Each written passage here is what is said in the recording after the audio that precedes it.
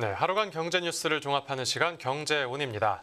그동안 급속하게 불어난 가계대출이 고금리 상황에서 연체되면서 사회적 문제로 떠올랐는데요.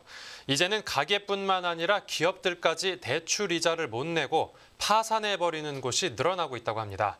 지금 악성 대출 현황과 은행권 피해, 홍 기자의 뉴스 포인트에서 다뤄보겠습니다. 지금 자리에 홍경표 기자 나와 있습니다. 안녕하십니까? 안녕하세요. 네, 부실 대출이 늘고 있는데 이 그동안의 고금리와 또 경기 둔화라는 그 후폭풍이 슬슬 불어닥치는 것 같습니다. 네, 이제 미국이 금리를 낮출 것이라는 이야기도 나오고 있고요. 이제 글로벌 통화 긴축이 종료될 것이라는 기대도 커지고 있죠. 하지만 여전히 우리나라 경제는 한파가 불고 있습니다. 물가도 치솟고 있고요. IMF에서는 고금리 기조를 이어가야 된다 이런 분석도 나오고 있는데요. 이러한 가운데 은행이 원리금은커녕 이자조차 받지 못하는 무수익 여신이 늘고 있습니다. 무수익 여신이요? 이 여신은 이제 은행이 빌려준 돈, 가계와 기업 입장에서는 빚이죠. 올해 4대 은행의 무수익 여신 잔액은 지난해 말 약 2조 2천억 원에서 이제 올해 3분기 말 2조 8천억 원으로 27%가량 증가했습니다. 같은 기간 4대 은행 총 여신이 약 1,334조 원으로 3%에 그친 것을 이제 비교해보면 눈에 띄는 그 증가세인데요. 이 무수익 여신이라는 게 은행들이 3개월 이상 원금 상환이 연체된 여신에다가 이제 이자를 못 받은 여신을 추가로 반영해서 산정이 됩니다. 이 회수에 문제가 생긴 부실화된 고정 이하 여신보다 또 악성으로 이제 취급을 하게 되는데, 그래서 이 이자도 못 받는 이 대출을 깡통 대출이라고도 부릅니다. 그러니까 원금을 떠나서 다들 이자조차 제대로 못 갚고 있다, 이런 상황으로 봐야 되는 건데, 그런데 지금은 그 가계보다 기업 부채 문제가 더 심각한 상황이라고요? 네, 부채에는 이제 가계 대출도 있고 기업 대출도 있잖아요.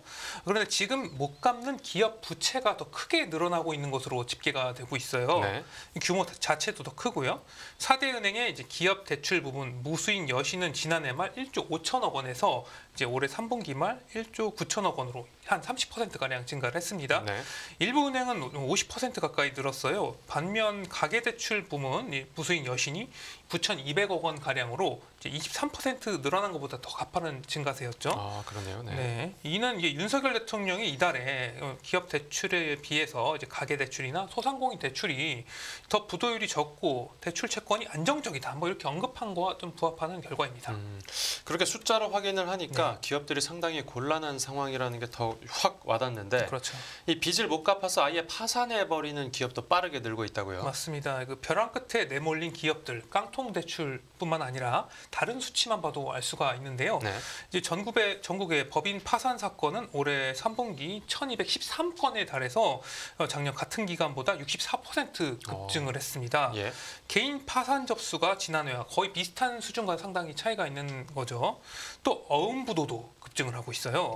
한국은행에 따르면 올해 3분기 말 누적 전국 어음부도액은 약 4조 1,500억 원으로 지난해보다 2배 이상 늘었고요.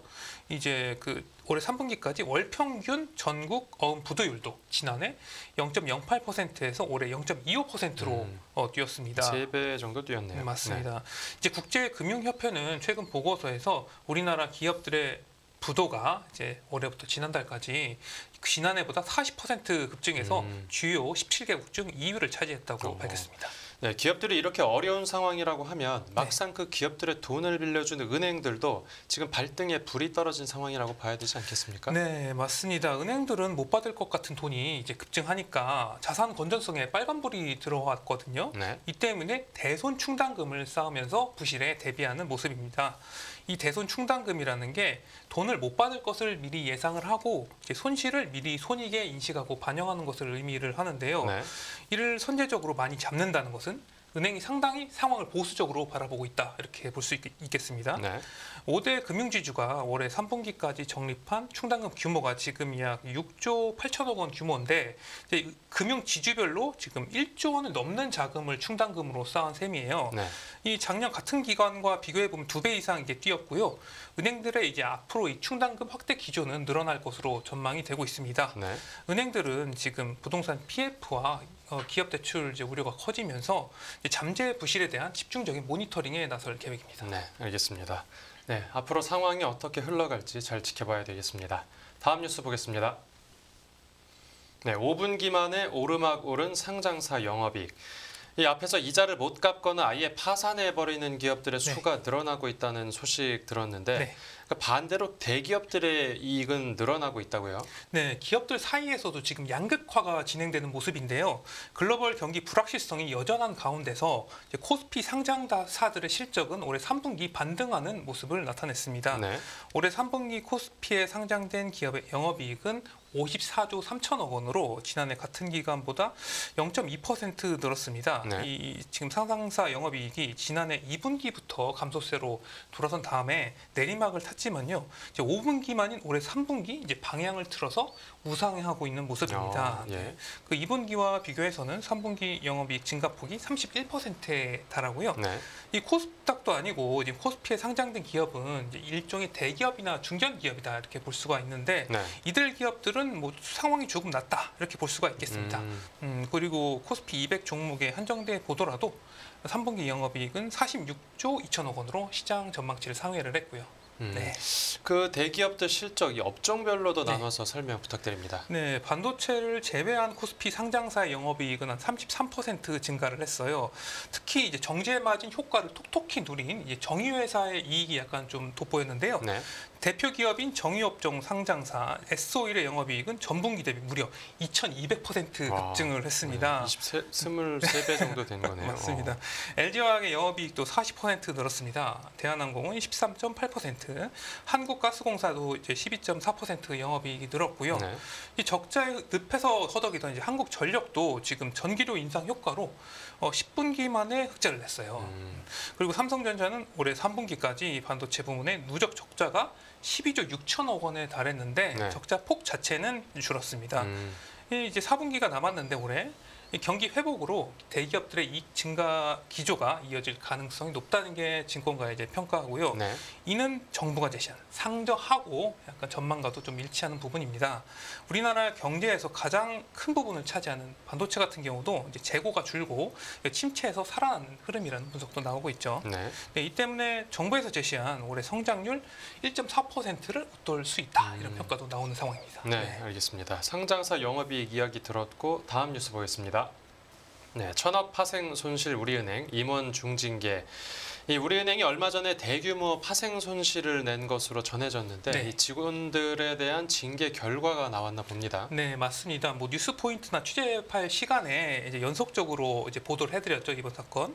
결국 그 우리은행이 부행장을 포함해서 임직원 7명에 대해서 징계위원회를 열어서 대규모 중징계 처분을 내렸습니다. 네. 이제 962억 원의 손실을 뒤늦게 발견해서 내부 통제 허점을 드러낸 데다가 향후 유사한 사례가 재발하지 않도록 명확한 시그널을 줄 필요가 있다는 점에서 이번에 좀 중징계를 내린 것으로 분석이 되고 있고요. 네. 올해 3월까지 자금시장 그룹을 이끌었던 강신국 부행장에게는 견책 처분을 내렸습니다. 네. 이 견책이라는 게 감봉, 직무 정지 등 직접적인 페널티가 따르지는 않는데 향후 인사에서 약간 좀 나쁜 영향을 줄 수가 있습니다. 이 강 부행장은 그간 주요 보직을 꿰찬 엘리트로 평가를 받고 있어요. 예. 투자은행그룹 상무, 자금시장그룹 집행 부행장 등을 거쳤고요. 지금 이원덕 전 행장의 후임 후보로도 거론이 됐습니다. 물론 뭐 행장에 오르지는 못했지만 이후 이제 기업투자금융 이제 부문장을 맡으면서 기업금융 명가 재건의 최선두에 섰었습니다. 예. 그리고 지금 현재 자금시장 그룹을 이끌고 있는 이문석 부행장은 이제 주의 처분을 받았어요. 이문석 부행장은 아이비그룹을 이끌다가 올해 3월부터 아까 그 강신국 부행장의 뒤를 이어서 자금시장 그룹을 총괄을 하고 있습니다. 네네. 네. 그런데 지금 이 두 부행장의 징계 수위가 약간 갈렸잖아요. 네. 이제 강 부행장 같은 경우는 좀 센 징계를 받았는데. 우리은행이 이제 파생 손실을 인식한 건 이제 올해 6월 말인데 이제 상반기 말인데 이제 원인의 상당 부분이 전임 임원 시절인 강신 부행장 시절에 발생했던 점을 반영한 조치로 풀이가 되고 있습니다. 네. 이에 징계위원회 또한 책임의 경중을 따져서 직접적 관리 책임이 있던 강 부행장에게는 견책을 이후에 이제 인사 이동으로 이제 3개월간 관련 업무를 맡은 이 부행장에게는 주의 처분을 내렸다고 볼 수가 있겠습니다. 네. 아울러 이제 우리은행은 실무자인 트레이딩부 부부장 2명과 부장 1명에게는 중징계인 정직을 이 부서장 2명에게는 견책 처분을 내린 것으로 전해졌습니다. 네, 뭐 임원급부터 이제 실무자까지 징계가 꽤 세게 내려졌는데, 맞습니다. 네, 이 우리은행 손실 규모가 좀 크긴 했었죠. 네, 우리은행이 이제 주가 연계증권 ELS 관련 이제 파생 거래에서 평가 손실 962억 원을 냈어요. 거의 1,000억 원이죠. ELS라는 게 이제 코스피와 홍콩 H 지수를 이제 묶어서 이제 투자하는 상품인데, 네. 이게 정해진 구간을 이 지수들이 유지를 하면 수익이 나는데, 이제 손실 구간으로 떨어질 경우 돈을 날려서 상당히 고위험 상품으로 인식이 되고 있습니다. 네. 그래서 ELS를 발행한 증권사는 이제 운용으로 발생할 수 있는 손실을 줄이기 위해서 해지라는 걸 해요. 근데 이제 우리은행이 증권사를 상대로 해지에 활용되는 파생 상품을 판 겁니다. 근데 해지 포지션을 설정하면서 문제가 시작이 된 건데요. 네. 이 포지션을 잡는데 실제 시장가와 괴리가 있는 평가 모델을 잡아서 이제 손실이 나게 된 건데, 네. 이제 쉽게 말해서 이 추정 모델에 오류가 발생해서 손실이 난 것이다.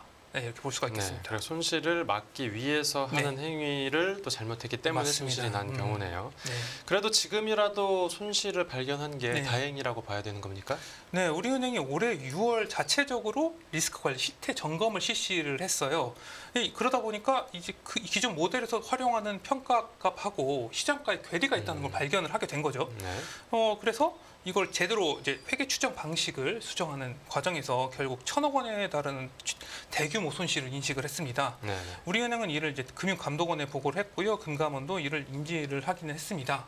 이 금감원은 우리은행이 1,000억 원에 가까운 손실을 냈지만 이게 금융사고라기보다는 이제 평가를 잘못한 일반적 투자 손실이다, 뭐 이렇게 보기는 했는데요. 네. 하지만 최근에 좀 스탠스가 바뀐 것 같은데, 우리은행의 파생 손실과 관련한 이제 우리은행의 자체 검사 등을 이제 다시 한번 검증하는 쪽으로 검토를 진행하고 있습니다. 네. 그런데 이제 업계에서는 이 오류를 계속 방치하다가 6월 말이 돼서야 발견해서 수정하고, 이 대규모 손실을 인식한 것 자체가 내부 통제 미흡 때문이 아니냐, 뭐 이런 지적이 나오고요. 네. 이 같은 인식 때문에 이번에 우리은행에서도 내부 통제 이제 강화 차원에서 이번 중징계를 내린 것으로 풀이가 되고 있습니다. 네, 알겠습니다. 네, 오늘 뉴스 포인트는 여기서 정리하겠습니다. 잘 들었습니다. 감사합니다.